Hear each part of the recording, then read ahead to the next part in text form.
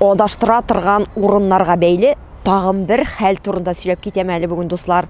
Монысын Болташ районы Түнтәр авылында яздырган идек. Шушы авылның бір кешесе от белән күрше авылга барырга чыккан.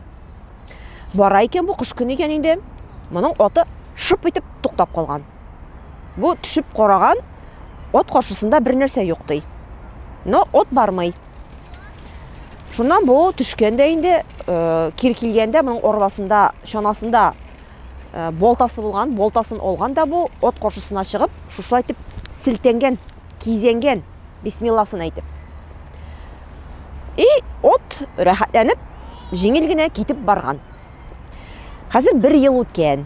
1 елдан соң бу кеше яңадан шушук юл белән шушук күрше авылга бара икән бу.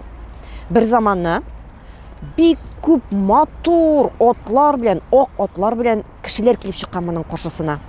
Килгәннәрдә моны оты калган, моның үзен алып кирип киткәннәр. Көчләп алып кирип киткәннәр булар моны урманга.